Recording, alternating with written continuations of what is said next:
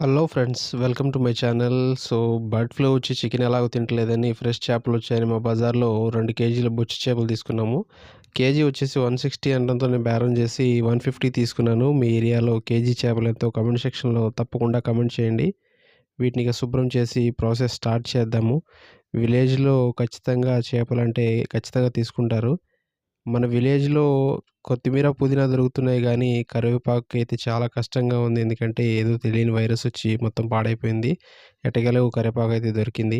ఇక మనం మన కుకింగ్ ప్రాసెస్ అయితే స్టార్ట్ చేద్దాం. దాంట్లో భాగంగా ముందుగా అయితే మనం చేపల్ని ఫ్రెష్‌గా కడుక్కొని ముక్కలుగా కోసేసుకోవాలి.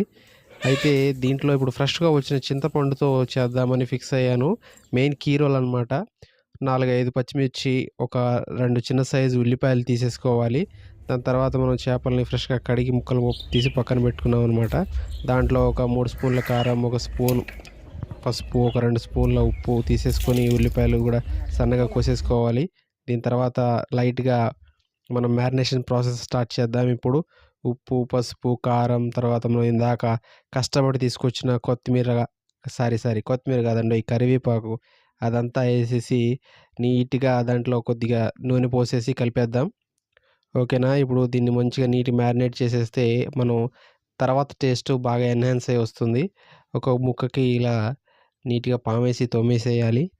దాని తర్వాత రెండోసారి మనం కోసిన ఉల్లిపాయలను, పచ్చిమిర్చి కూడా వేసేయాలనమాట. ఇలా నీట్‌గా ప్రతి ఒక్క ముక్కకి మసాలా అంటేలా శుభ్రం చేసేసుకోవాలి. కావాల్సొస్తే కొద్దిగా నూనె కూడా పోసేసేయాలి అనమాట. ఎందుకంటే ముక్కకి నీట్‌గా అది పట్టేస్తది మొత్తం నూనె ఉంటే. లేకపోతే పొడి పొడిగా అలాగే ఉండిపోతుంది. నెక్స్ట్ వచ్చేసి మనం ఇందాక కోసేసుకున్న ఉల్లిపాయలు, పచ్చిమిర్చి గూడా దీంట్లో వేసేసి నీట్‌గా కలిపేయాలి. దీంతోనే మంచి ఫ్లేవర్ అయితే దీనికి యాడ్ అవుతుంది. ఇది కట్టెల పొయ్యి మీద చేపల పులుసు విలేజ్ స్టైల్ అనమాట. ఎప్పుడు చూసుండరు. మంచిగా నీట్‌గా వీటికంతా ఫ్లేవర్ అంటే విధంగా పెట్టేసి మనం వంట చేయబోయేది కట్టెల పొయ్యి కాబట్టి ముందు దీన్నైతే కట్టెలు మండాలి. ఇది చాలా లేట్ అవుతుంది కాబట్టి దీన్ని ప్రాసెస్ చేద్దాం. ఈలోపు అది మ్యారినేట్ అవుతుంది. ఓకేనా. ఇది కొద్దిగా మంట అంటుకున్న తర్వాత మనకు పాత్ర పెట్టేసుకొని దాని తర్వాత దాంట్లో కొద్దిగా నూనె పోసేసుకోవాలి. మంట లైట్‌గా అంటుకుంది. ఇది అంటుకుంటే మళ్ళీ ఆగదు. అదే విలేజ్ స్టైల్.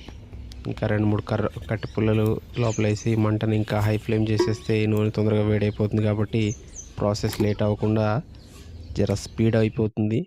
ఎంతైనా విలేజ్ స్టైల్ కాబట్టి నూనె పోసేద్దాం. నూనె కొద్దిసేపు వేడైన తర్వాత నెక్స్ట్ ప్రాసెస్ స్టార్ట్ చేద్దాం. ఎందుకంటే మంట చాలా చిన్నగా ఉంది కాబట్టి ఇది కట్ చేసేసి మళ్ళీ నెక్స్ట్ టైం పెట్టేద్దాం. వేడైందా లేదా చెక్ చేద్దాం. వేడైపోయింది. ఇక మనం ఇందాక మ్యారినేట్ చేసుకున్న టోటల్ సామాన్ మొత్తం డెలివరీ చేసేద్దాం. చిన్నగా ఇలా ఒక్కొక్కటి పడేస్తే టైం వేస్ట్ అయిపోతుంది. ఒకేసారి వేసేద్దాం. రైట్. ఒకేసారి డెలివరీ చేసేస్తున్నాం మనం. ఈ ముక్కలు పాడైపోకుండా జస్ట్ చేత్తో ఇలా పెట్టేసి సెట్ చేసేసుకోవాలి.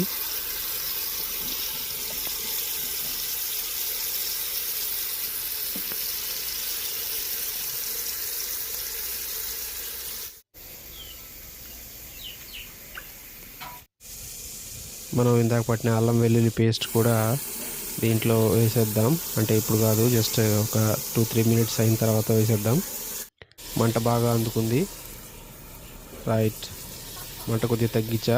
ఎందుకంటే చేపలు పులుసు అయ్యేదానికి బదులు ఫ్రై అయిపోద్దని తగ్గించేసా అనమాట. రైట్. అల్లం వెల్లుల్లి పేస్ట్ కూడా ఇప్పుడు వేసేద్దాం మొత్తం.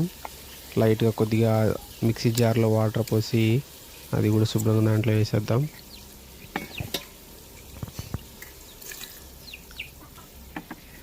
ఇదంతా కదపకుండా గిన్నెను పైకి తీసి కలిపేయాలి.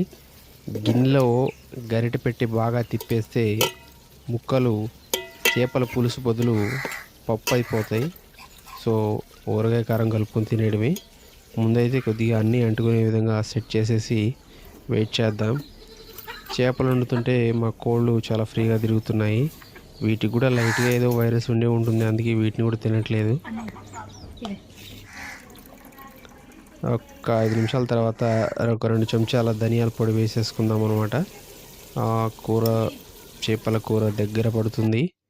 రైట్ 2 చెంచాల ధనియాల పొడి వేసేసిన తర్వాత ఇక next key role waiting for చింతపండు పులుసు రెడీ చేసుకొని దాంట్లో మొత్తం పోసేస్తే ఇక దాదాపు 90% చేపల కూర మనం చేయాల్సిన వర్క్ అంతా అయిపోయినట్టే. ఒక్కసారి ఇలా గరిటె పెట్టేసి అంతా సెట్ చేసేస్తే ముక్కలు మొత్తం మంచి సిట్టింగ్ లాగా కూర్చోబెట్టేసుకోవాలి. రైట్ కుదిరితే ఒకసారి ఇప్పుడు ఉప్పు చెక్ చేసుకొని ఉప్పు తగినంత ఉప్పు ఉంటే ఓకే. లేకపోతే లైట్‌గా ఉప్పు యాడ్ చేసేసుకోవాలన్నమాట. ఇక దీనికి మూత పెట్టేసి మనం నెక్స్ట్ ప్రాసెస్ కోసం వెయిట్ చేయాలి. లైట్‌గా పొగలొస్తున్నాయి కదా! ఒకసారి మూత తీసి చూస్తే దాదాపు 100% చేపల పులుసు రెడీ అయింది. ఇక చల్లారాక తినడమే. ఇక్కడి దాకా చూసారంటే మన వీడియోకి ఒక లైక్ చేసి సపోర్ట్ చేయండి.